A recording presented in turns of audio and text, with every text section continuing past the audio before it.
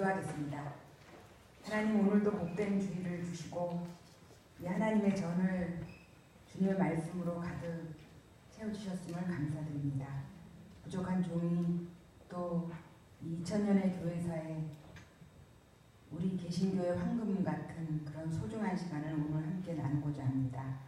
하나님께서 입술을 주장하시고 귀한 시간 될 수 있도록 은혜를 허락해 주시옵소서. 이 소중한 신금호 교회 모든 교우들과 또 하나님 이 교회 위에 하나님께서 크신 은혜를 함께 해 주시옵소서. 예수님 이름으로 간절히 기도드립니다. 아멘. 이렇게 또 소중한 자료를 이렇게 만들어 주셨습니다. 너무 감사드립니다. 그래서 여러분들이 오늘 이렇게 자료를 좀 같이 보면서 얘기를 나눌 수 있게 되었습니다. 제가 이제 PPT를 만들었었는데 제 키상 막 이러면서 하면 목 디스크 걸릴까봐 그래서 이렇게 배려를 해주셨어요. 그래서 너무 감사드리고 우리가 지난번에 우리 그 맨 처음에 초대교회 이제 그 과정에 대해서 이렇게 함께 나누었습니다. 저는 이제 두 가지 이 목적을 갖고 여러분들과 함께 나누고 싶습니다. 2000년의 교회이기 때문에 우리가 전체적인 것을 보지는 못하지만 교회가 어떻게 이렇게 세워져 가는지 그런 거와 함께 처음부터 끝까지 선교를 놓친 적이 없는 그런 교회의 역사. 그래서 뭐 내부적으로 어떤 어려움에 봉착했던 외부적으로 어려움에 봉착했든지 간에 끊임없이 교회가 복음을 전하는 것에 있어서는 결코 포기하지 않았던 그 역사 이 두 줄기를 이렇게 함께 나누려고 합니다. 그래서 지난번에 이 교회에 정말 역설적이게도 그 박해라는 게 우리가 생각할 때는 우리를 움츠리게 하고 복음을 뭔가 이렇게 가로막는 거라고 생각했을 텐데 도리어 박해라는 것을 통해서 그리고 그 순교라는 것을 통해서 교회가 이렇게 더 널리 전파되는 것을 이렇게 함께 잠깐 얘기했었습니다. 바로 이제 우리가 잘 아는 그 사도 바울이야말로 그 박해를 한 가해자고 핍박자였다가 그 이방의 선교사가 돼서 오늘날 그 서방의 교회 그리고 그 당시에 그 로마 제국이 복음화 전체적으로 되는 데 있어서 가장 중요한 역할을 한 게 사도 바울입니다. 사도 바울은 핍박자였죠. 아주 결정적인 누구에 대한 핍박자였죠? 우리 사도행전에 보면은 스테반. 제가 이 교회에 오면 떨립니다. 이렇게 모두 잘 알고 계셔서 네, 스테반입니다. 스테반 그럴 때 사도 바울이 굉장히 강력한 그 주모자 중에 한 사람이었던 것을 우리가 본문에서 볼 수가 있습니다. 그런 사도 바울이 그 박해 현장에 있던 사도 바울이 바로 이방의 선교사가 돼서 놀라운 사역을 하는 것을 볼 수가 있습니다. 그래서 뭐 1, 2, 3차 그 전도 여행 그런 것을 다 싫지는 않았고 지면상 이 1쪽을 보면은 바울이 로마로 가는 그 지도를 실었습니다. 그래서 여러분들이 이 자료의 지도를 나중에 한번 이렇게 보셨으면 좋겠습니다.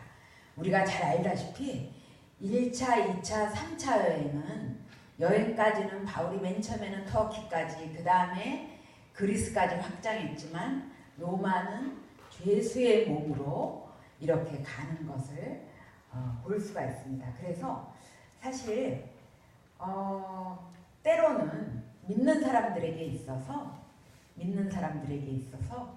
죄수라는 그런 위치도 굉장히 놀라운 자리일 수 있다는 것을 그 사도 바울이 우리에게 보여주고 있습니다.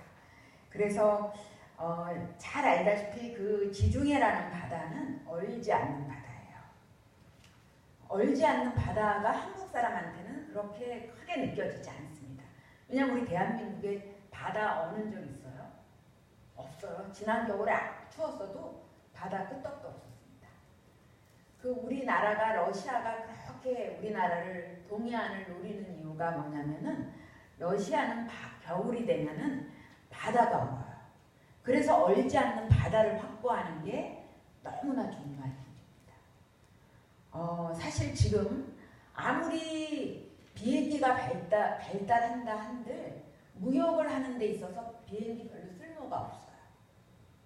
왜냐면은 그 무게를 감당을 할 수가 없으니까 무역은 여전히 배예요. 해상이에요. 그런데 바다가 얼면 모든 게 동결되잖아요. 그래서 언 바다를 갖고 있는 나라는 한계가 있습니다. 우리 대한민국이 굉장히 좋은 조건을 갖고 있죠. 그 좋은 조건이 또 다른 나라에게 침략의 그런 야욕을 드러내게 하는 그런 이유가 되기도 이렇게 합니다. 바로 그 지중해라는 바다가 그런 바다예요. 지중해 바다는 그 유럽과 아시아와 아프리카를 이렇게 감싸고 있어요.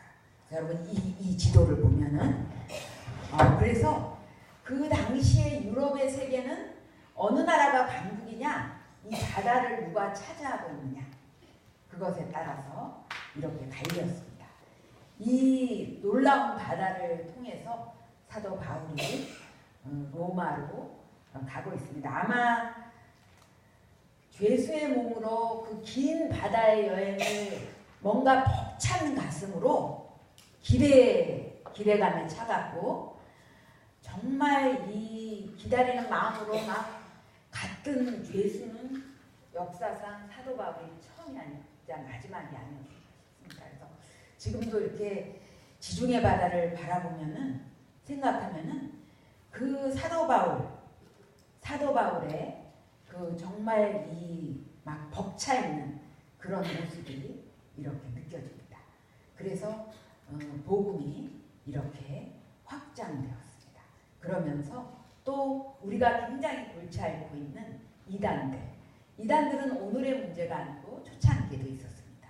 제가 그때 말씀드렸지만 고대의 이단은 오늘날 우리가 뭐 신천지나 막 이런 이단들, 그런 이단들과 함께 문선명이다 뭐 이런들 함께 얘기하기에는 급이 다른, 그래서 신천지나 이런 이단들은 도리어 이제 사입이라는 것이 맞고 그 이단은 사실 이제 다르다는 얘기거든요. 다른 얘기를 한다는 건데 조금 그래서 이제 고대의 그 기독교의 진리에 대해서 나름대로 설명하려고 하면서 이렇게 좀 빗나간 그런 이단들을 통해서 또 교회는 뭐냐면은 또 역설적이게도 교회는 자기를 세워가는 것을 볼 수가 있습니다. 그래서 그때 말씀드렸듯이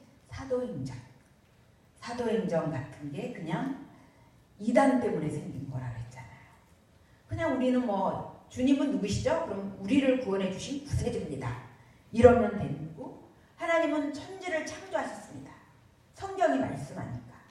근데 교회가 그런 이단들로 인해서 하나님은 물질을 창조할 수 없다. 썩는 물질을 왜 창조하느냐.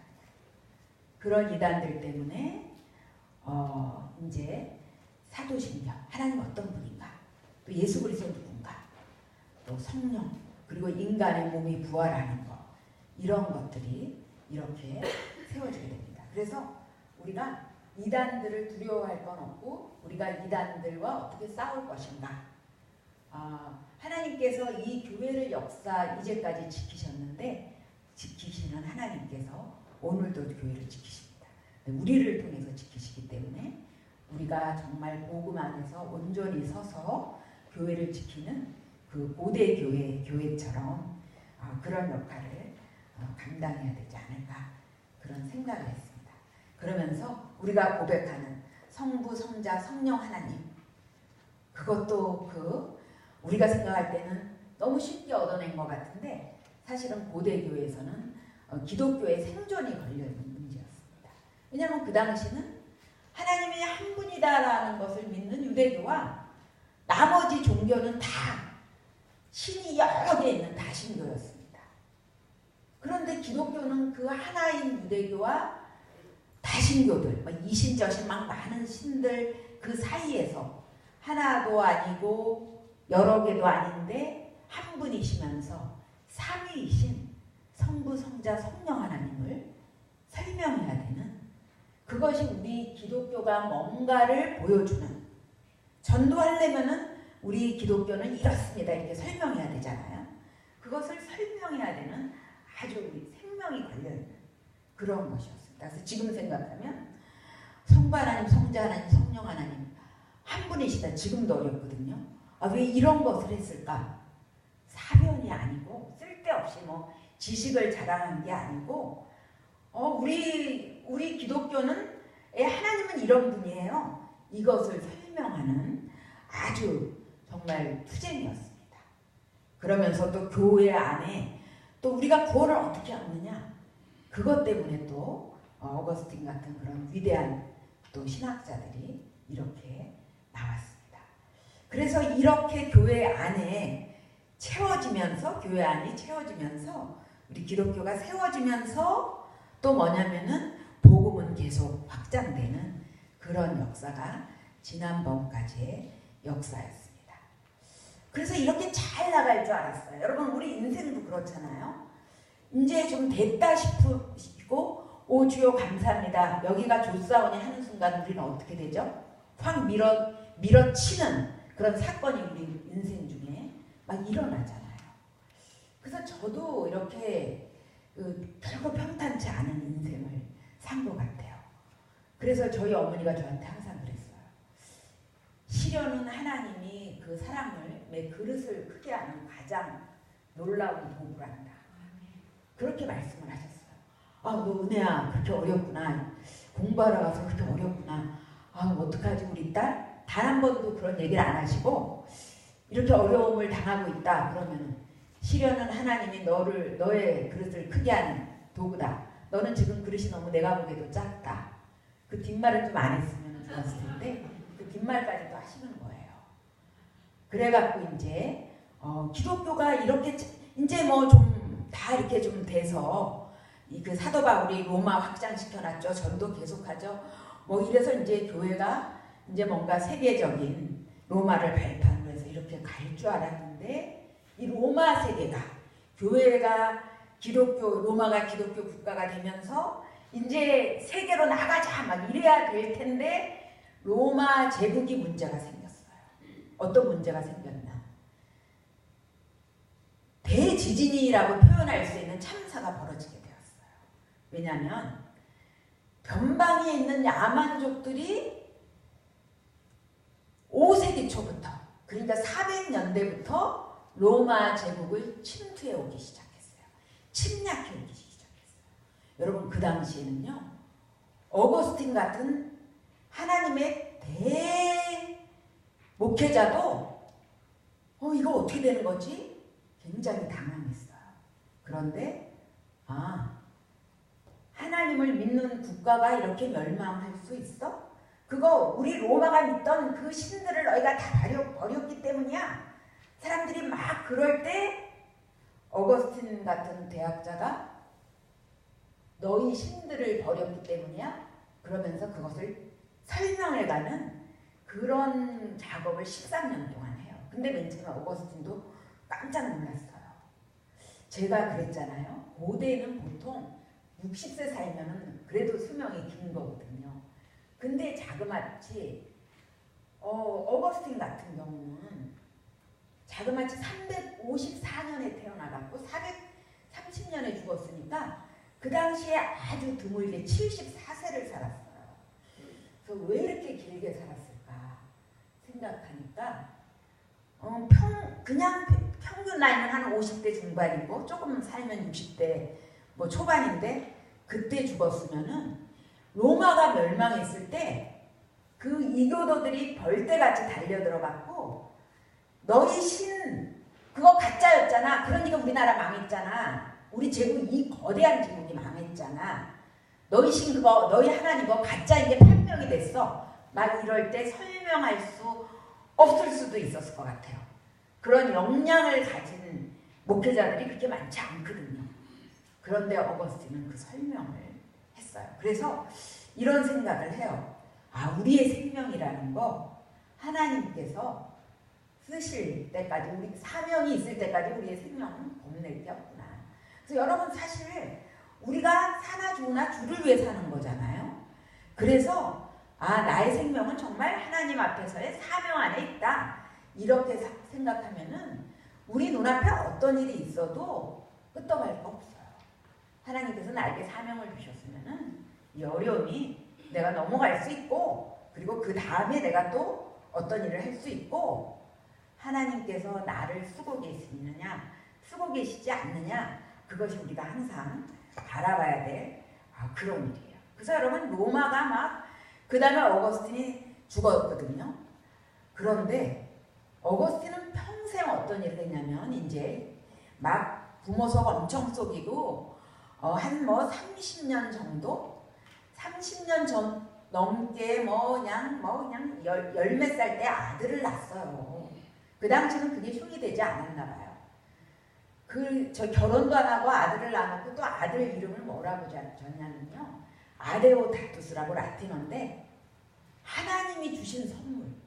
아니, 그러니 이거 꼼짝 못하는 거죠. 그리고 엄청 사랑했어요. 그 다음에 또 마니교라는 어마어마한 이단에 빠졌어요. 8년. 그리고 자기 능력이 있으니까 그 친구들을 다 마니교로 끌고 갔어요. 너무나 중요한 사람들. 어거스틴이 이제 막 그랬거든요. 그리고 이제 하나님 앞에 돌아왔잖아요. 그러면서 어거스틴이 이게 헛된 게 아니었어요. 마니교를 비판하는 글, 또 어떤 이단에 대해서도 어거스틴은 붓을 갖다가 아주 휘날렸어요. 논리정연하게 그 이단을 비판하는 거예요. 그래서 저는 요새같이 이단들 이렇게 막 할 때 5세기의 어거스틴이 지금은 어디 있을까?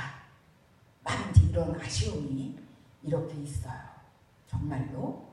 그런데 어거스틴이요, 430년에 이제 막 삼위일체 이단들이랑 싸우고, 또 하여간 온갖 이단, 특히 구원은 우리의 인간적 행위로 이루어진다, 선한 행위, 우리가 선하면 된다, 막 그 이단이랑 싸우고 평생 하나님의 자녀가 된, 하나님에게 온전히 돌아온 다음에 어거스틴은 하나님의 진리를 위해서 싸운 사람이에요. 평생. 그런데 어거스틴이 430년에 죽었는데, 이 여러분들이 5쪽을 보세요. 그 지도를 보면은 야만족들이 로마 제국을 막 차지하고 있어요. 그리고 특별히 어거스틴이 죽은 지 한 달 만에 어거스틴이 있었던 북아프리카, 어거스틴 로마 본토에 있지 않고 북아프리카에 있었거든요. 북아프리카 같이 침투를 했어요. 그리고 거기를 차지해버리고, 그 야만족이 이제 반달족인데, 이 야만족들은 어떤 족이냐면요, 이단을 섬기는 야만족들이에요. 그리고 이 지역을 정통 그리스도인들을 박해를 하는 거예요. 그래서 제가 이거를 이렇게 그때 430년에 이 책 이걸 딱 읽을 때 어머, 너무 허망하다. 어거스틴은 평생 이단과 수십 년을 싸우고 그랬는데 어떻게 이렇게 죽은 지 한 달 만에 이렇게 허망하게 이곳이 다 이렇게 될까? 굉장한 허무감을 느꼈어요.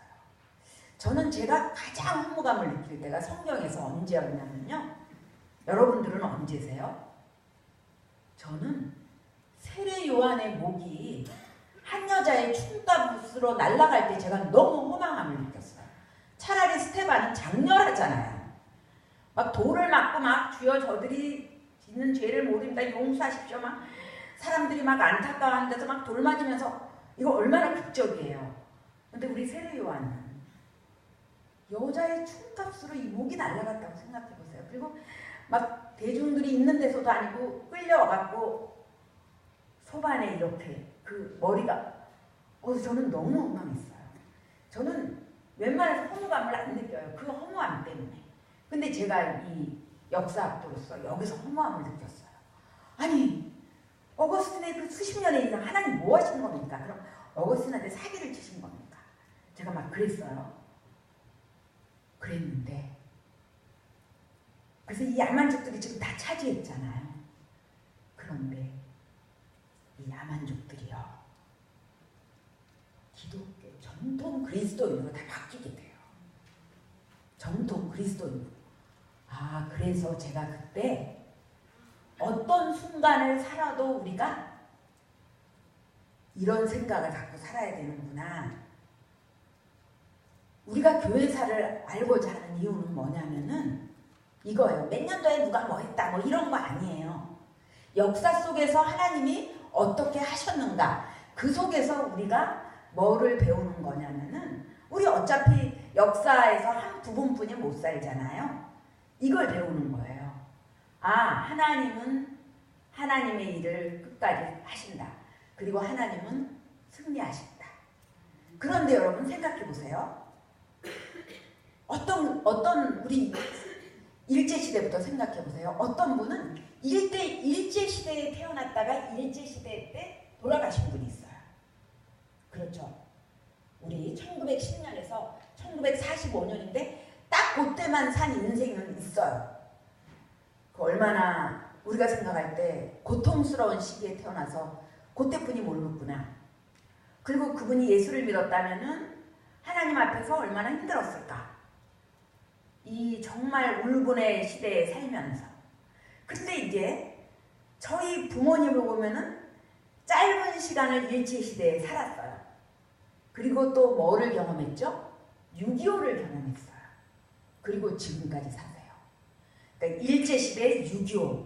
그러니까 일제의 그런 어떤 잔악상을 경험하고 민족이 분단되는 걸 경험하고 그리고 또 뭐냐면은 지금의 시대를 사니까 그래서 저는 저희 부모님을 생각하면은 위대하다.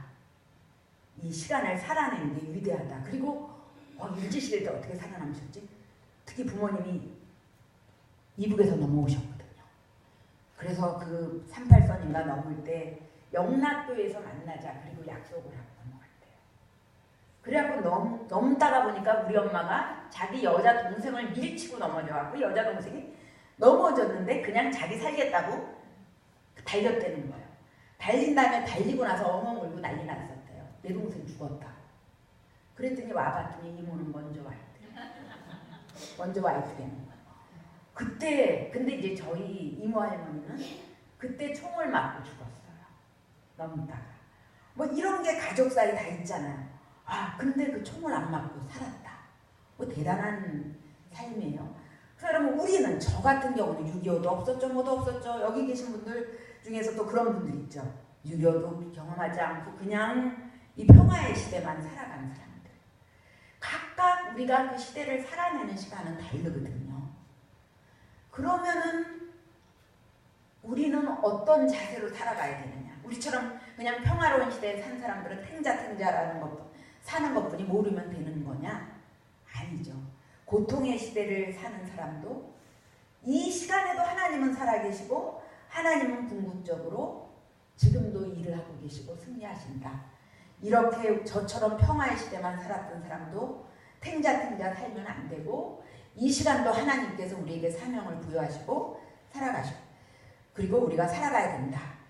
이제 이러한 것들을 우리가 생각하면서 사는 게 이 교회사를 우리가 생각해야 됩니다. 맨 처음에는 허무했다가 그 다음에 이 야만족들이 다 기독교로 변화되는 시간이 걸렸지만 그것을 보면서 아 내가 허무감을 느꼈듯이 허무감을 느낀다면 그것은 하나님의 그 하시는 일에 대해서 우리가 너무 그것을 너무나 단기적으로 그렇게 보는 거구나. 그래서 제가 굉장히 좋아하는 교회사를 쓰는 학자가 있어요. 그분이 이렇게 얘기했어요. 정복된 자들에게는 정말 미안하지만 정복되는 게 꼭 재앙은 아닐 수도 있는 게 아닐까? 이 사건을 두고 이제 그런 표현을 이렇게 했어요. 그래서 중세가 요동을 쳐요. 야만족들이 그리고 이 야만족들은 정통 그리스도인은 하나도 없었거든요. 막 이렇게 요동을 치고 그 다음에 이제 여러분들이 그 다음 페이지를 넘겨주세요. 6페이지. 여러분 이때 또 사건이 어마어마무시한 사건이 일어나는 거예요. 뭐냐? 이슬람 제국의 형성. 그게 육족이에요.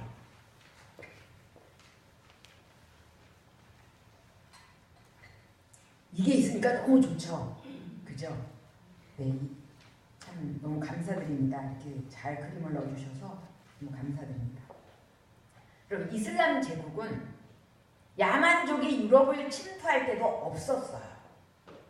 이슬람 제국은 7세기에 생겨요. 7세기.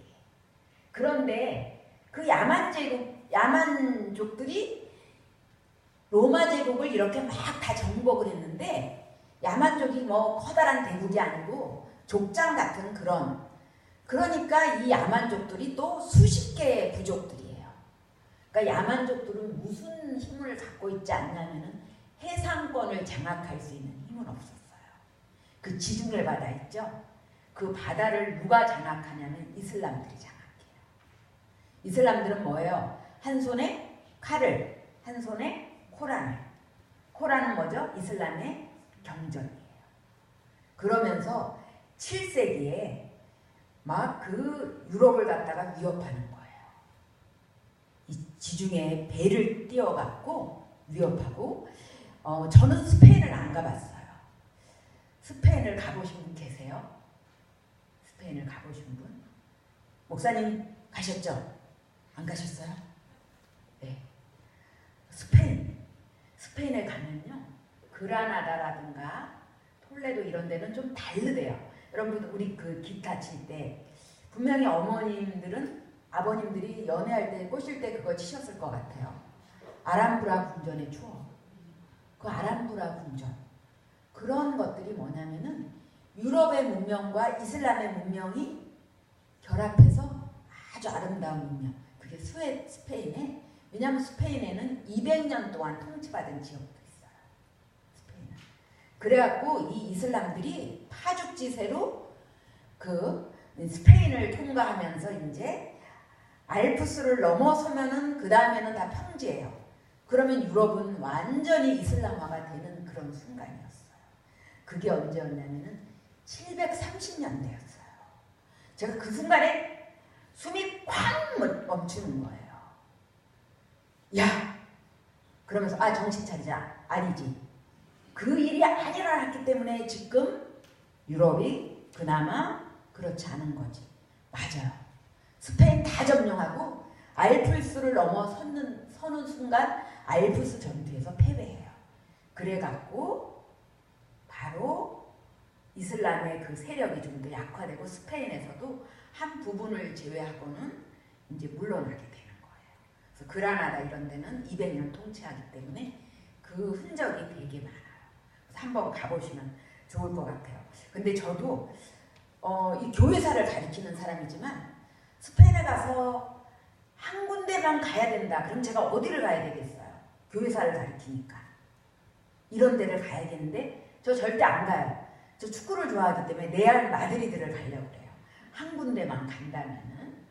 이러면 안 되겠지만 이제 솔직한 고백이에요. 그래서 지금 유럽이 뭐 이슬람이 그 로마 제국이 그 승승장구하면서 그 확장시킨 로마 제국이 야만족으로 막 여기는 무슨 이 야만족 저기는 저 야만족 막 이렇게 난리치면서 있고 또 뭐냐면은 지중해 바다는 이슬람들.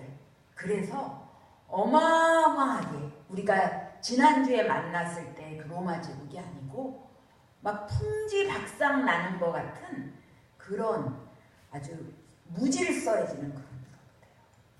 그런데 바로 이러한 상황에서도 하나님께서는 그것을 만드시는 것들을 볼 수가 있어요. 제가 아주 오래전에 한 목사님이 아주 대설교가이신 목사님인데 그분이 설교하시는 걸 한번 들은 적이 있어요. 이런 얘기를 하셨어요.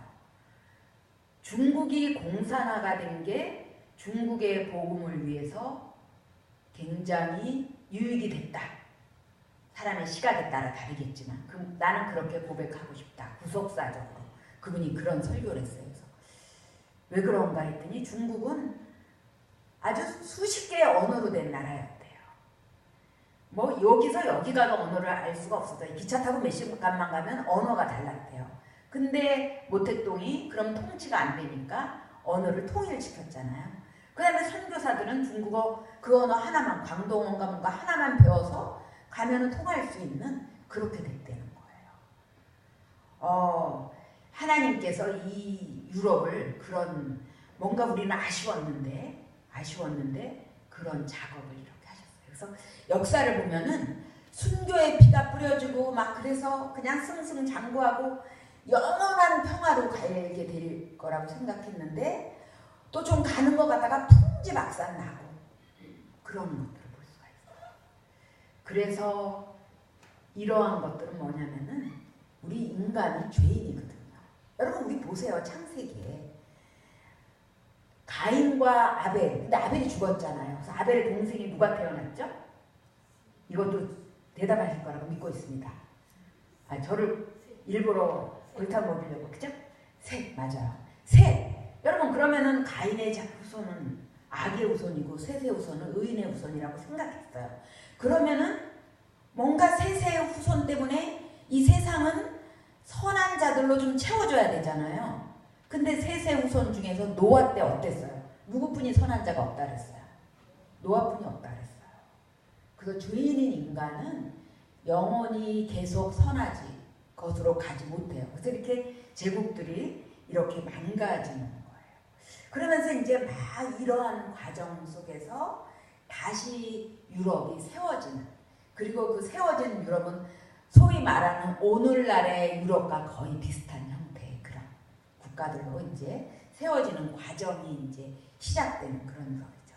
그래서 그런 거에 기여하는 것들이 뭐냐면은 교황제도예요. 왜냐? 교황이 이러한 속에서 이렇게 여러 가지 부족들이 있는 속에서 뭔가 그들 사이에서 중재를 하고 막 이런 역할도 하고 막 이러면서 좀 더 강력한 리더십을 갖게 되는 그런 이유가 생겨요. 그런데 이제 그런 이유 전에 이렇게 재앙적인 상황 속에서 그 야만족들이 수십 개의 야만족이라고 했잖아요. 그 수십 개의 야만족이 유럽을 로마 제국 하나가 통치하는 지역을 다 찢어서 통치하고 있을 때 프랑크족이라는 그 족이 있었어요. 그 프랑크족이, 그 야만족이 뭐냐면은 오늘날 따지면은 독일, 프랑스 이 나라가 된 그 부족이에요. 그런데 이 프랑크족의 수장이 전쟁을 해야 돼요. 다른 족이랑. 왜냐면 그 당시는 뭐 조금 정신 못 차리고 있으면 다른 부족이 또 침략해 와요. 그런데 전쟁을 하게 될 때 이 수장은 하나님을 안 믿었어요. 근데 부인이랑 이런 사람들은 믿고 있었어요. 정통 기구인이었어요. 내가 전쟁에 이기면 내가 하나님 믿겠다. 근데 이겨요. 그래갖고 이제 세례를 받으니까 족장이 세례 받으면 다 받는 거예요. 그러면서 이제 그런 족장, 그 프랑크족에서 이제 나중에 어떤 일이 있게 되냐면은 황제가 그 부족장이 바뀔 때 그것을 인정해 주니까 이 교황이 인정해 줘요. 그러니까 땅을 하사하는 거야. 그래서 그 다음부터 어떤 약조가 이루어지냐면은 교황이 네가 이 부족의 왕이다 이렇게 인정을 해주는 대가로 땅을 또 왕들은 하사하는 거예요. 그런 관계가 형성되는 게 이게 교황제도의 그림자와 이게 빛과 그림자가 돼요. 뭔가 이런 막 야만족들, 정통 그리스도인이 아닌 사람들 사이에서 정통 감독이 지도력을 발휘할 수 있을 때 또 그들에게서 땅을 받고 이런 미학이 있으면서 이게 그림자가 돼요. 그러면서 교황들이 이제 타락하게 되는 거예요. 크게 타락을 하게 되죠.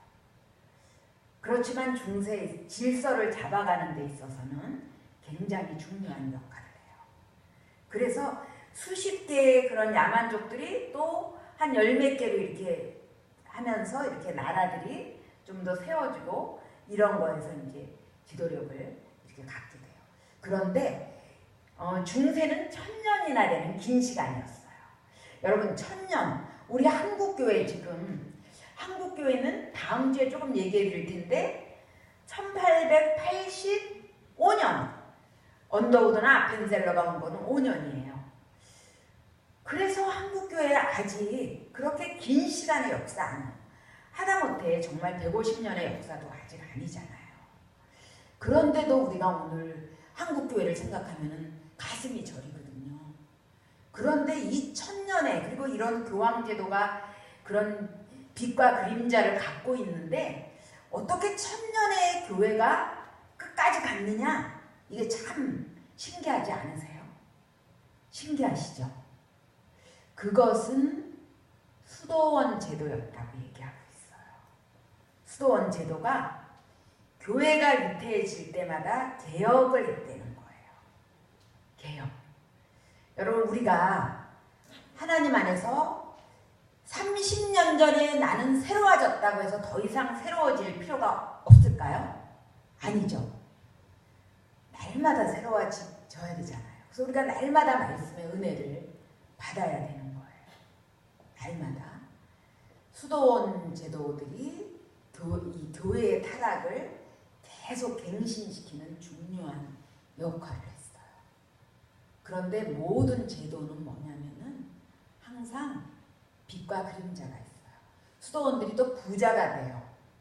그러면 또 그 안에서 권력 싸움이 일어나요. 누가 수도원장이 되느냐. 그리고 또 뭐냐면은 황제가 또 교황과 싸움이 일어나요.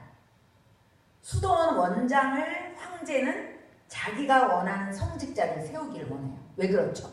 황제가 왜 수도원 원장에 대해서 상관하고 싶어요? 왜요? 수도원 원장이 자기가 원하는 사람이 되면은 그 수도원을 어떻게 할 수 있죠? 황제가 막 움직일 수가 있어요. 그런데 또 교황은 또 어떤 일을 하고 싶어 하냐면은 국가의 중요한 일을 본인이 하고 싶어요. 교회는 국가의 일에 상관하고 싶고 또 황제는 교회 일에 상관하고 싶고 그래서 많이 부딪혀요. 근데 여러분들도 그런 얘기 들었잖아요. 중세시대에는 어마어마하게 교회의 힘이 셌다. 모든 때가 그런 것은 아니지만 그런 적이 있었어요.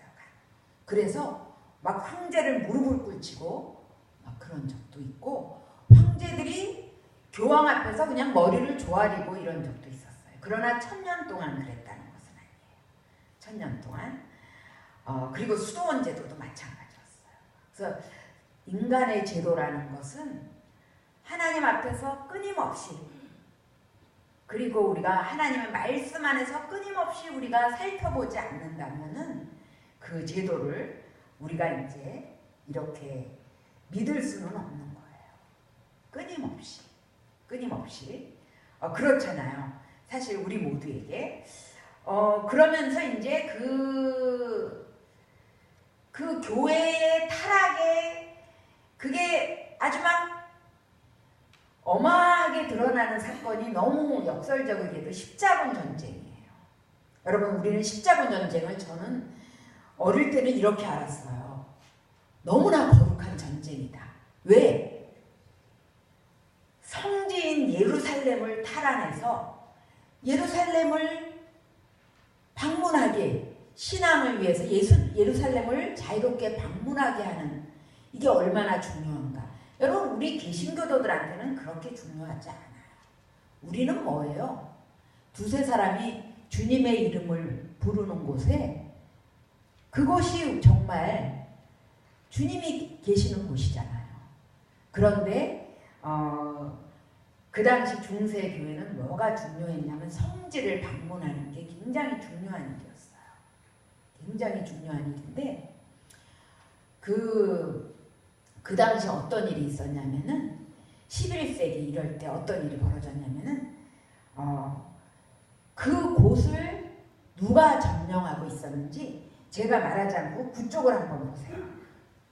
여러분 그 이스라엘 거기를 지금 누가 점령하고 있어요? 너무 좋은 지도를 갖다 주셨어요. 색깔이 딱 구분하고 있는데요.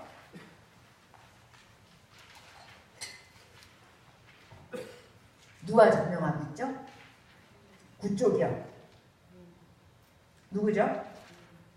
저기 그 예루살렘 그쪽 누가 지금 점령하고 있어요?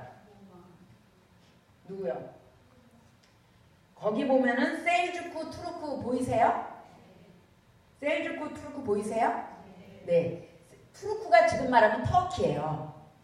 근데 셀주크 투르크라는 그 국가가 지금 이 무슬림들이죠. 여기를 다 점령하고 있었어요. 근데 그 전에서는 예루살렘을 성지를 방문하는 거에 있어서는 허용을 해줬어요. 근데 이때는 굉장히 여러 가지 무력적인 사건이 많이 일어났어요. 그래서 성지를 탈환하자 이렇게 해서 200년 동안 뭐 아주 핵심적으로는 8차다 이렇게 말하지만 사실은 수십 차례의 그 십자군 원정군이 가요. 그런데 제대로 정말 신실하게 신앙적인 거 하나로 예루살렘까지 간 그 수십 차례의 십자군 원정에서 1차 한 번뿐이 없었어요. 그 다음에는 너무나 부끄러운 그리스도인으로서 절대 해서는 안 될 일들을 그 십자군의 원정군들이 너무 많이 했어요. 막 그 어린 아이들을 막 노예로 팔아버리고 또 뭐 십자군 가다가 또 상인들이랑 계약을 맺어서 상인들에게 길을 뚫게 해주는 조건으로 돈을 받고 뭐 여러 가지 사건들이 너무 많이 일어나서 오늘날 이렇게 교회에서는 이렇게 정하고 있어요. 전쟁은 선한 전쟁은 없다. 전쟁은 악하다. 전쟁은 악하다. 전쟁은 악하다. 그렇게 생각하고 있어요.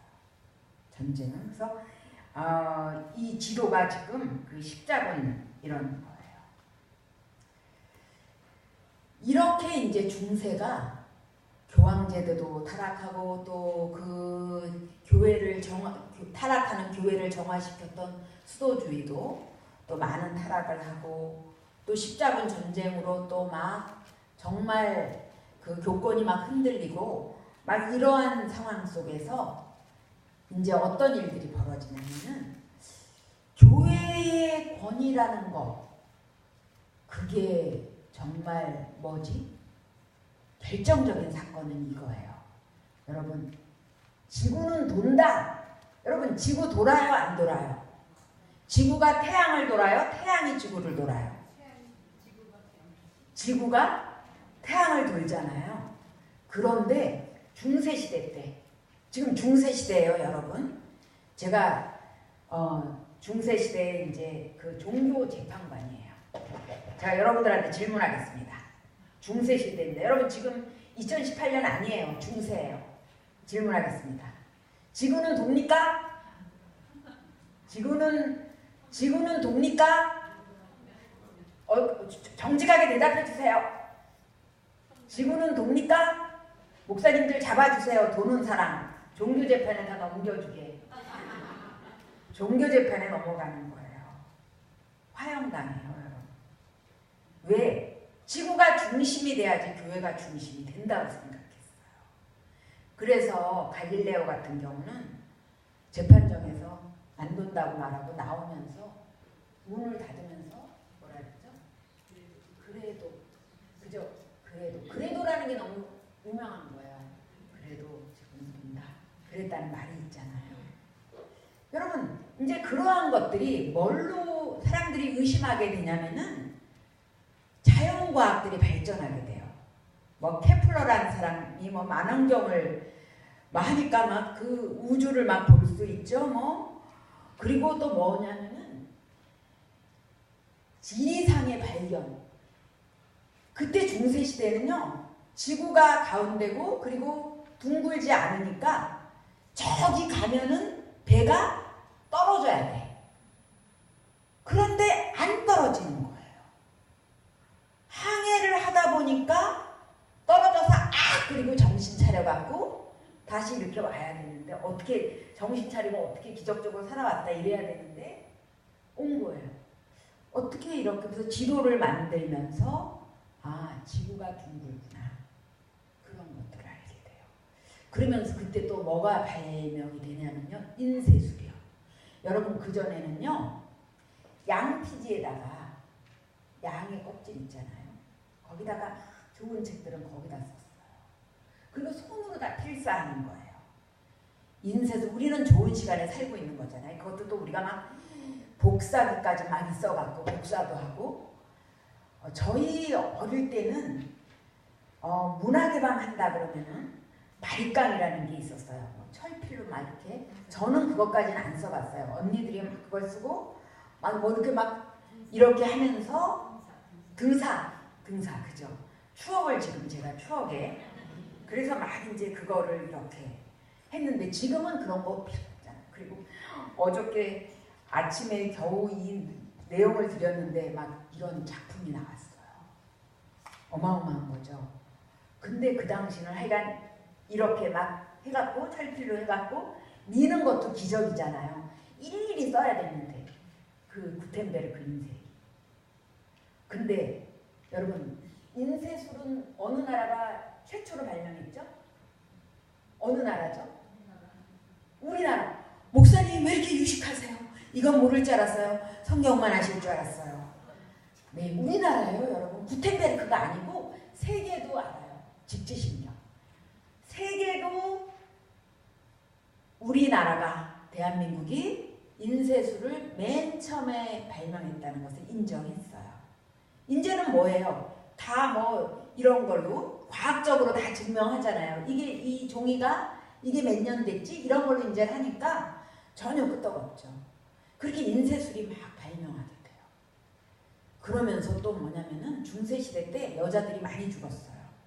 또 남자들도 죽었는데 그 죽은 사람들의 죄명이 뭐냐면요. 마녀의 또 오빠라는 거예요. 왜냐면은 그 마녀들이 뭐냐면요.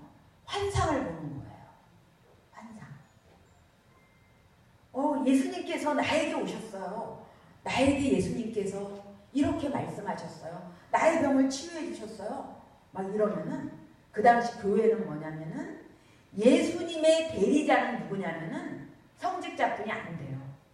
그래서 성직자가 세례를 주고 그리고 성례전 그걸 베푸면서 교회 안에 구원이 있는 건데 아니 교회에 오기 전에 예수님을 만나고 예수님이 고쳐줬다 그러면은 교회가 흔들린다고 생각했어요.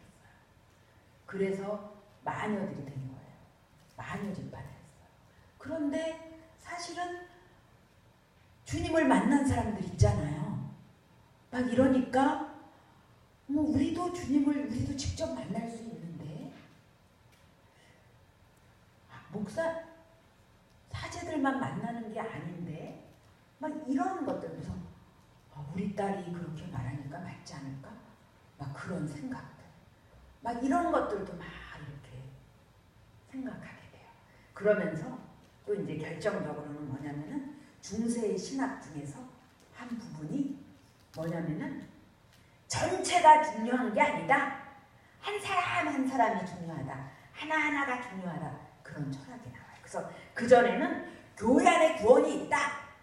교회 안에 이런 교회 안이라는 그런 거대한 거 이걸로 됐는데 이제는 뭐냐면 요거는 그 안에 있는 한 사람 한 사람이 중요한 거야. 이런 철학도 나왔어요. 이런 신학도 나왔어요. 막 이러한 상황이었어요. 이럴 때 이제 한 사람이 있었어요. 그거 한번 봐주실래요? 그쪽. 여러분 그 루터와 보라예요. 여기 그쪽이에요. 여기가 루터와 보라예요. 제가 특별히 이 보라 안에 사진도 넣었어요. 이제 그 이유를 알게 되세요. 그리고 우리 이제 목사님을 비롯해서 남자 성도님들은 이제 오늘 루터가 돼야 되는 그런 운명에 처하게 돼요. 루터와 같은 남편의 자세를 오늘 아내에게 보여주셔야 됩니다. 여러분 루터는 중세 사람이에요. 중세 사람이에요. 그 루터가 어떻게 종교개혁자가 되냐는 거죠. 루터가. 루터의 아버지는 광부였어요. 그러니까 집안이 부유한 집은 아니었어요. 근데 루터의 아버지는 근면검소했기 때문에 나중에는 광산을 사요. 이 아버지가요, 광산을 사는데 그 루터가 아주 머리가 좋으니까 우리 아들이 법률가가 됐으면 좋겠다. 그렇게 생각해요. 우리나라가 의사 또 판사 만들려고 하는 거랑 똑같이 이때도 또 그 법률가를 만들려고 하는 그런 것도 중요한 거였던 것 같아요. 그런데 그래서 루터를 막 자기 힘으로 다 학교를 보낼 수 없으니까 유지들이 그때는 많이 도와줬어요. 동네 유지들이 우수한 애를 도와주는 게 유지들의 역할이에요. 루터가 이제 대학을 가서 공부하고 이제 법률가가 되려고 이제 그러고 이제 집에 갔다가 돌아오는 길이었나 벼락을 만나요. 매우가 치는데 친구랑 같이 왔대요. 그런데 일화에 의하면은 그 벼락을 통해서 친구가 죽었다는 거예요. 저는 제 학생 중에서 군대 갔다가 벼락을 맞은 친구가 있어요. 그래서 얘는 일단 비 오거나 날씨가 굳으면 학교를 못 와요. 정신적인 충격 속에서. 그런데 얘가 이런 좀 알아듣지도 못하겠는데 옆에 있는 친구는 죽었대요. 그 둘이서 보초를 쓰다가.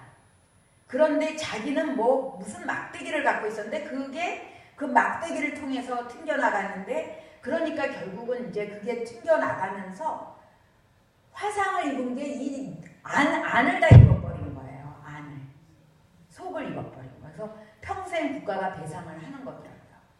그래서 하여간 벼락 치거나 이러면 얘는 집에서 두려움에서 꼼짝을 못 하더라고요. 그래서 이제 우리가 너 루터가 될 뻔했구나. 막 이제 그렇게 얘기하고 막 그랬는데 그러면서 그 친구의 죽음 속에서 루터가 이렇게 그러면 여러분 벼락치고 막 이럴 때 우리 어떡하지? 하나님 살려주세요 막 이랬을 때는 루터가 뭐라 그러는 줄 알아요? 하나님 살려주세요 그러지 않고 루터가 안 나요 살려주세요 이러는 거예요. 성녀 안 나요 살려주소서. 이게 루터가 중세 사람이라는 거죠. 안 나는 누구냐면요. 마리아의 엄마가 안나래요. 성경에 없는데 카톨릭에서는 마리아의 엄마까지 다 끄집어냈어요. 그래서 성녀로 세웠는데 광부들의 수호신이에요. 광부의 아들이니까 안나요 살려주소서 그러는 거예요. 그러면서 루터가 번민에 빠져요. 내가 그때 벼락을 맞았으면 나 천국에 갈 수 있었을까? 자신이 없는 거예요. 그래서 루터가 아버지에게 의논도 안 하고 수도원으로 들어가요. 수도원에 들어간 다음에 얘기해요. 아버지 저 수도원에 들어왔습니다. 아버지가 막 펄펄 뛰고 난리를 쳐요. 분노에 차갖고 아버지가 이 아들에게 배신감을 느낀 거죠. 그래서 루터가 수도원에 와갖고 나는 구원을 어떻게 하면 내가 구원을 받죠? 사실 수도원은 사제가 되기 위해서 오는 사람들이 많았는데 루터는 사제가 될 관심도 없고요. 내가 어떻게 하면 구원을 받지? 그 관심이었어요. 그래서 그 당시에 루터의 동료들이 이렇게 쓴 걸 보면은 뺏싹 말라고 여기 뚱뚱하게 나왔어요. 근데 광기에 차 눈이 반짝반짝하고 뺏싹 말라고 광기에 차갖고 밤낮 금식하고 밤낮 기도하고 눈물을 흘리면서 죄를 고하고 그랬다는 기록이 있어요. 그런데 루터가 아무리 그래도 자기가 구원받았다는 느낌이 없는 거예요. 자기가. 그래서 루터가 자기 스승한테 멘토가 있어요. 멘토한테 수도원한테 물어봤더니 네가 그러면 고해성사를 자주 해라. 루터가 이거 자주 하라 그랬더니 내가 생각해봤더니 내가 어릴 때 동생을 또 이거 뵀다. 또 뭔데 정신이 하나도 없는 거여서 이 멘토가 너무 화가 나서 나중에 그래요. 야, 너 차라리 니네 엄마 아빠를 죽이려고 했다는 그런 거는 좀 갖고 와라. 이제 이런 거 좀 갖고 오지 마. 막 이러는 거예요. 근데 루터가 이런 생각이 들었어요. 어느 날. 그래 이렇게 생각나는 거는 고해성사라도 할 수 있지. 만약에 내가 내 죄를 다 하나님 용서해 주세요. 막 다 고해갖고 내가 구원을 이룬다면은 내가 모르는 죄는 나는 그러면 어떡하냔 말이야. 이런 생각을 하게 돼요. 그러니까 막 나중에 하나님이 미워져요. 아니 하나님 그러면서 어떻게 우리 보고 의로우면 구원을 얻는다고 말해요. 우리가 어떻게 우리 의의를 갖고 구원을 얻을 수가 있어요? 막 그러는 거예요. 근데 이제 스승이 루터가 참 우수하지만 루터가 너무 큰 번민에 빠졌구나. 그래서 루터에게 학생들을 가르치는 일들을 하게 해줘요. 수도원이라는 것은 굉장히 그 스승이라는 사람들은 아주 큰 그릇들이 많았어요. 그래서 루터가 이제 성경 박사학위를 받고 성경을 가르쳐 주는데 성경을 읽기 시작하는 거예요, 루터가. 그래서 이렇게 보면은 그 11쪽에 보면요, 1513년에서 시편을 강의해요. 그 다음에 로마서를 강의해요. 그 다음에 갈라디아서를 강의해요. 히브리서를 강의해요. 막 이런 것을 강의를 하면서 성경으로 이제까지는 교리에 대한 것을 많이 배웠잖아요. 신학을 많이 배웠잖아요. 근데 성경을 가르치기 위해서 성경을 막 읽어나가다가 루터가 시편 읽어나가면서부터 계속 히브리서 강해까지 계속 그러는 거예요. 이거야! 그러는 거예요. 이 성경 안에서 루터가 뭐를 발견했을까요? 성경 안에서 뭐를 발견했냐면요, 하나님의 구원이 인간이 의로워서가 아닌 거예요. 의로우신 하나님이 인간을 의롭게 해주시는 거예요. 루터는 이제까지 뭐가 구원이라고 알고 있었죠? 내가 의로우신 하나님 앞에서 의로운 자로 설 수 있어야 된다는 거예요. 설 수 있어야 된다는 거예요. 여러분, 저는 만약에 그렇다면 저는 아웃이에요. 저는 그렇지 못해요. 그런데 루터가 성경을 보면서 아니구나. 성경은 내가 하나님이 너 정말 의롭구나. 만족할 만큼 의로움에 이르러서 내가 구원만 받는다고 말하고 있지 않구나. 성경이 얘기해주고 있는 거예요. 성경을 강의하면서. 그때 루터가 어느 방에서 이제 그 비텐베르크에 있는 그 대학. 그래서 여기 사진입니다. 여러분, 이제 이 비텐베르크 교회가 이렇게 있는데 그쪽 저 꼭대기 방에 루터가 있었어요. 그래서 이제 이때 루터가 회심을 하는 거예요. 그 회심을 뭐라 그러냐면은 꼭대기 방에 있다 그래서 탑의 회심이라 그래요. 그래서 루터의 회심은 뭐냐면요, 여러분들도 하나님이 여러분들을 사랑하신다는 그 순간을 경험했잖아요. 회심이죠, 말하자면.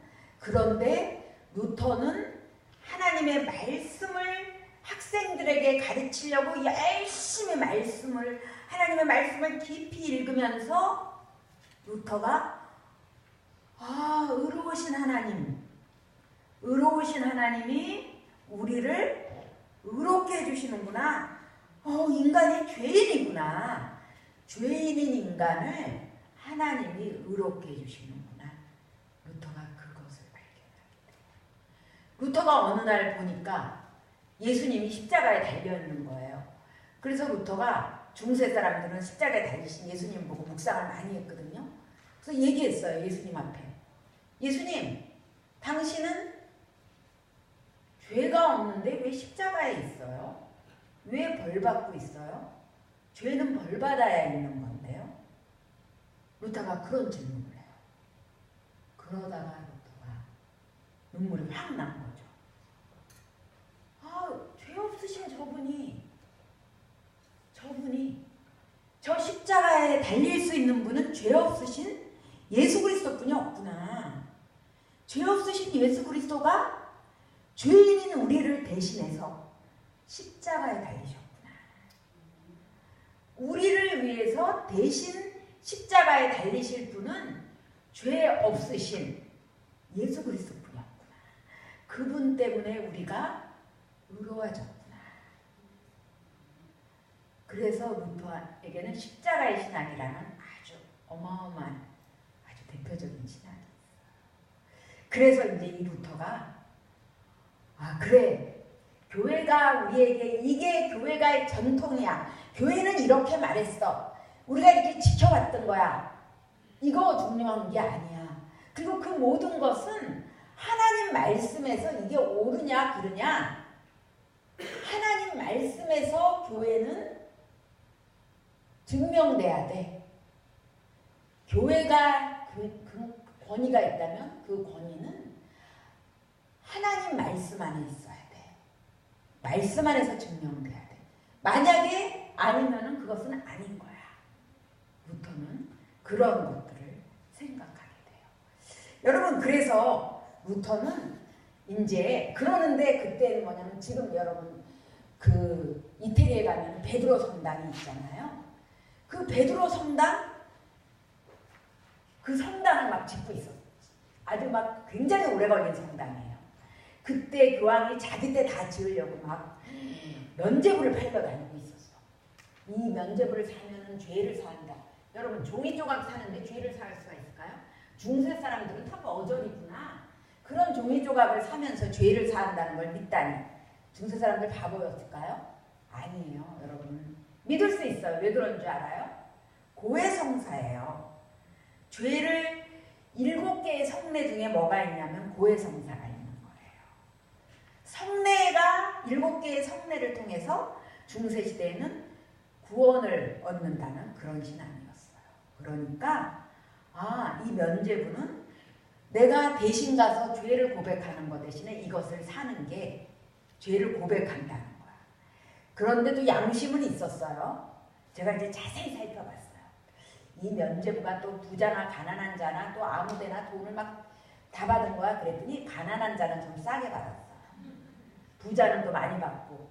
그래서 제가 그래도 교회가 양심이 있었네. 그랬더니 어떤 또 제 친구가 그러는 거야. 양심이 있었던 게 아니고 가난한 사람들이 못 사면 수입에 지장이 있잖아. 가난한 사람들의 주머니까지 싸그리 긁으려고 한 거야. 또 이렇게 또 해석을 하더라고요. 여러분, 어떤 해석이 맞을 것 같아요? 어떤 것 같아요? 이건 자유입니다. 그래서 이 막 면죄부를 팔러 다니는 거야. 그러면서 뭐라냐면 죽은 사람의 면죄부도 죄도 사한다는 거면서 지금 그래서 죄가 있어요. 거기에 동전이 들어가는 순간 지옥에 있는 한스의 영혼이 연옥으로 왔다. 또 돈이 들어가는 순간 연옥에 있는 또 영혼이 천국으로 갔다. 이런 사람들이 막. 여러분, 사실 지금도 우리 그때 아웅산 때, 전두환 대통령 때, 그때 사람들 다 죽었잖아요. 장관들. 국방부 장관만 살고. 그럴 때 한 분이 그 서 장관이 있는데 그 부인이 소망교회 권사님이었어요. 그분이 카톨릭으로 갔어요. 왜냐면은 지금은 어떠신지 모르겠어요. 어떻게 되셨는지. 왜 그랬냐면은 개신교에서는 죽은 자와의 대화는 가능하지 않아요. 근데 카톨릭에서는 죽은 자와의 대화가 가능해요. 나는 내 남편과 대화하지 않고는 한순간도 살 수가 없다. 카톨릭으로 가셨어요. 여러분, 그렇게까지 그런데 대화까지도 하고 싶은 건데 영혼까지 살리는데, 그런데 이거를 보고 격분하는 게 누구죠? 루터예요. 왜요? 루터는 구원은 오직 하나님의 은혜로, 우리가 예수 그리스도가 우리를 대신 십자가 달리신 그것을 믿는 믿음 안에서, 그것을 루터는 하나님의 말씀 안에서 확신을 가졌기 때문에 이것은 사기다. 그래서 루터가 화가 나갖고 95개조 조항을 써요. 그게 여기에 있어요. 이 비텐베르크 성에 가면은 이 95개조 조항이 이렇게 동으로 새겨져 있는데, 루터가 이렇게 동으로 새길 여유가 어떻게 있어요? 이때 새긴 게 아니고 이게 그때 붙여놨어요. 종이로 이렇게 인쇄해갖고 붙여놨는데, 이거는 뭐냐면요, 목조문이었대요. 그게 불타갖고 교회가 기념하려고 이렇게 동으로 이것을 만들어 놓은 거예요. 그래서 95개조 조항을 세워요. 근데 그 당시 루터는 자기가 오늘 우리 프로테스탄트 이런 교회를, 카톨릭과 떨어진 교회를 세운다는 건 생각도 못했어요. 그런데 로마 교황청에서 루터를 이제 종교 재판에 회부하려고 하는 거죠. 그러니까 루터를 도와주는 제후가 로마로 보내라는 거를 보내지 않아요. 그 제후는 굉장히 힘이 있고 교황도 이 제후의 힘이 필요했어요. 여러분, 그전에는 화형당한 사람도 있었어요. 그런데 루터의 경우도 화영 땅이죠. 로마로 가면 화영 땅이에요. 그러니까 이 제후가 몇십 년 전에 후스란 사람이 화영 당했거든요.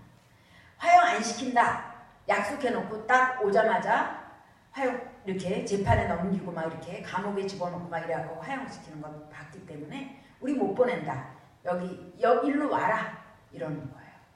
그래서 와서 루터가 재판을 받는 게 여기 보름스, 여러분들 그 10쪽에 보름스예요. 루터가 서 있어요. 여기 그 종교 재판을 하는 그 교황청에 그 추기경이 왔어요. 교황이 대리죠. 그리고 황제가 앉아 있어요. 그러면서 뭐라 그러냐면은 황제가 루터, 네가 이제까지, 그때 황제는 말할 때 절대 물을 먹지 않았을 텐데 저는 그만 물을 먹고 말았어요. 이 결정적인 순간. 그래갖고 이렇게 얘기했어요. 루터, 너 이제까지 말한 거, 네가 이제까지 95개조 조항 막 그리고 뭐 얘기한 거 다 내가 실수다. 내가 잘못 생각했다. 나 이거 필요 없다. 이거 다 태워버려야 돼. 내가 이건 불쏘시개만 할 가치도 없다. 이렇게 네가 선포해라 이러는 거예요.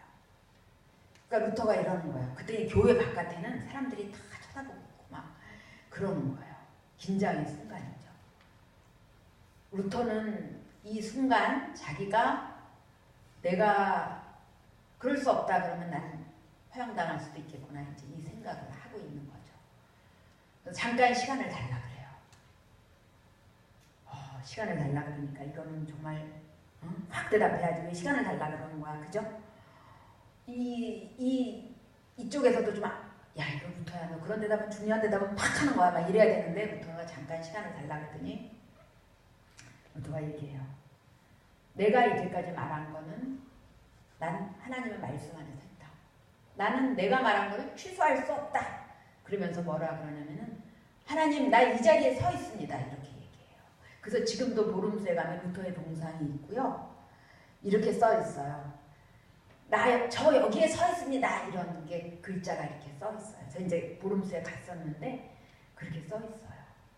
그러니까 바깥에 문 밖에 있던 그 청중들이 박수를 막 쳐요. 그랬더니 추기경이 어떤 걸 선포하냐면 이제 어떠한 법도 너를 갖다가 보호하지 못한다. 그러면 어떻게 되는 거냐면은 이 교회 밖을 나가는 순간 누군가 루터를 죽여도 그거는 살인이 아니에요.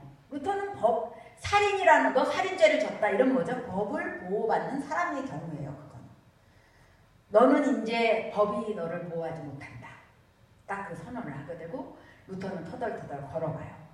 그럴 때 숲에서 잠복해 있던 말을 탄 군인들, 병사들이 몇 명 나타나서 루터를 말에 태우고 달아나요. 이렇게 될 줄 알고 루터를 보호해주는 제후가 루터가 그럼 죽게 되니까 살리려고 그 기마병을 잠복시킨 거예요. 그래서 루터가 숨었던 게 여러분 그 10쪽에 보면 바이트부르크 성이에요. 이 바이트부르크 성에 아무도 몰라요. 루터가 숨겨 있는 줄도. 그러면서 이 제후가 이렇게까지 얘기했대요. 선제후가. 나한테도 루터가 어디 숨겨 있다고, 숨겨줬다고 말하지 말라 그랬대요. 왜냐면 황제와의 관계, 교황과의 관계가 있잖아요. 그러면 이 사람이 교황이 너 고해성사해라 막 그러면은 자기가 고해성사해야 되잖아요.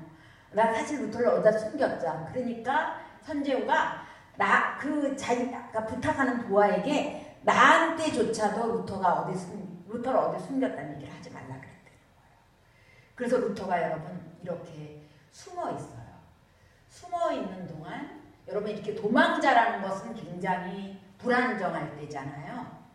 여러분 불안정할 때 여러분들은 뭐 하시겠어요? 루터를 배울 필요가 있어요. 불안정할 때 최고의 약은 하나님 말씀을 읽는 거가 아닐까 싶어요. 루터가 이때 뭐를 하냐면요. 독일어 성경, 이제 뭐 굉장히 좀 그런 번역 좀 있긴 있었는데 라틴어 성경이니까 웬만해서 사람들이 성경을 못 읽는 거예요.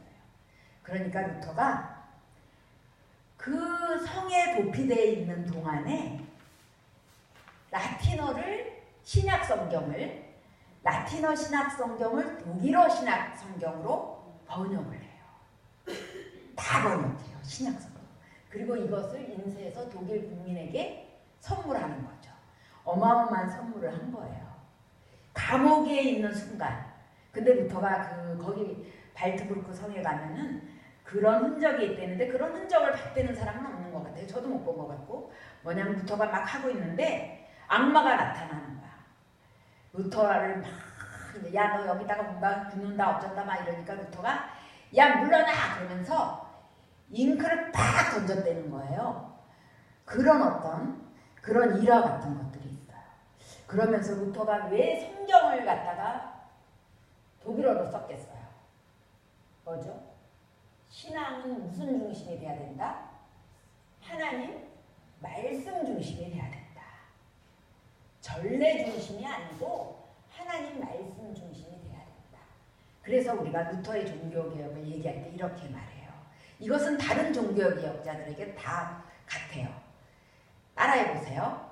오직 믿음으로 오직 은혜로 죄송해요. 제 이름이 은혜거든요. 세 번째 오직 성경으로 엄밀하게 말해서 하나님의 말씀으로 오직 하나님의 말씀으로.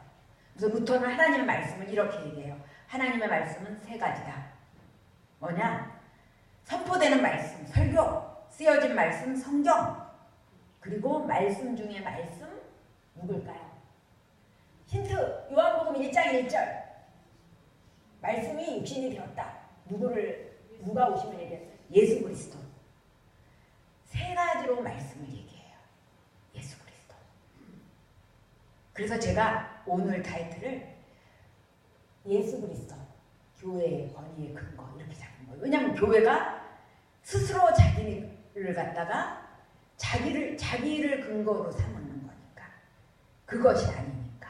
그래서 말씀의 말씀 중인 예수 그리스도로 이렇게 삼은 거예요. 그러면서요. 이 루터는 사실은 제가 이제 루터 그 500주년을 기념해서 그 루터 전집 번역 부분에 제가 이제 루터의 편지를 번역했어요. 그런데 루터가 아내에게 보낸 편지를 보면 자 이제 남자분들 목사님들이랑 다 긴장하세요. 이제 그 역할이 나와야 돼요.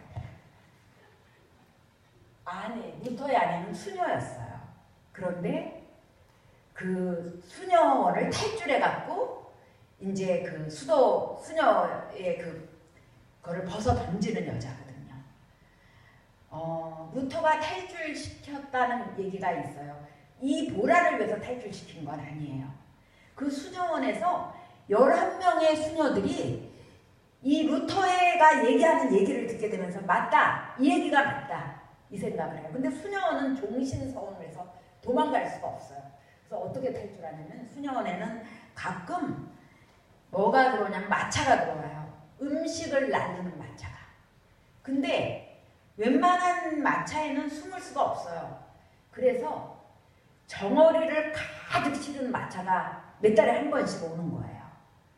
그래갖고 그 생선 냄새 나는 마차. 그러니까 루터 쪽 그런 루터네 파 쪽에서 그 마부를 갖다가 이제 좀 매수를 해갖고 정어리를 가득 실어가게 하고 11명의 여자가 탔으면 정어리보다 더 무거웠겠죠. 그래갖고 이 여자 수녀들이 탈출해요.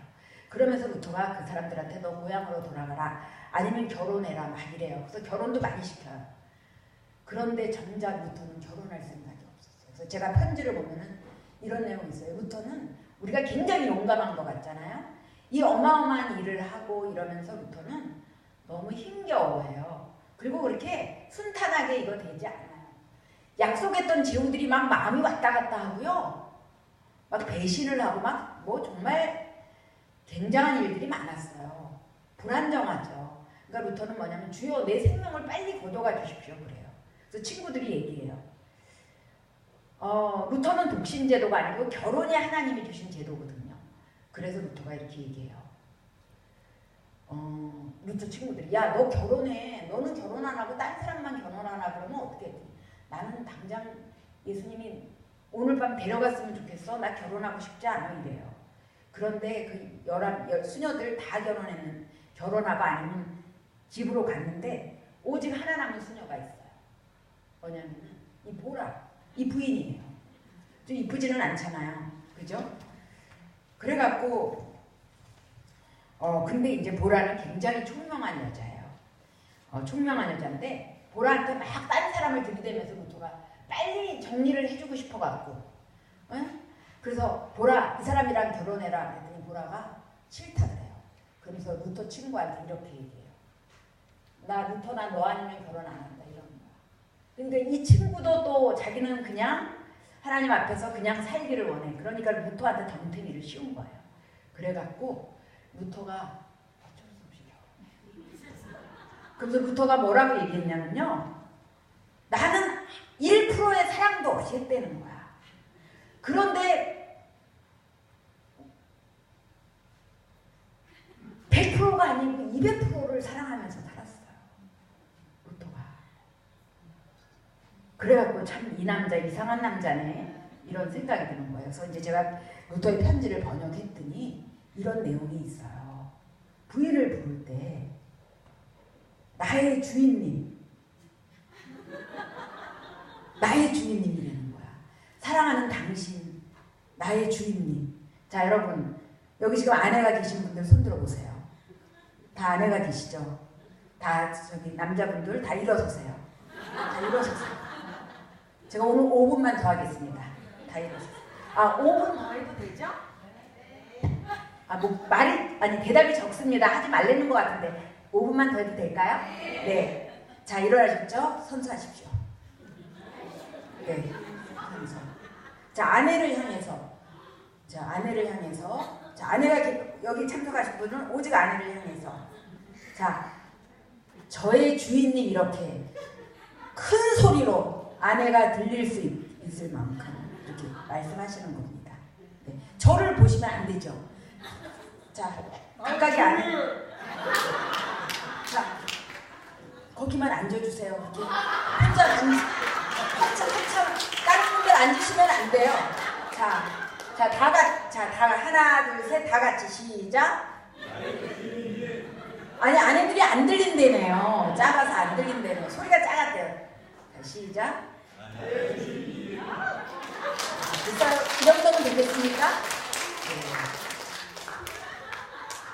정말 근데 루터의 아내가요, 이런 일화가 있어요.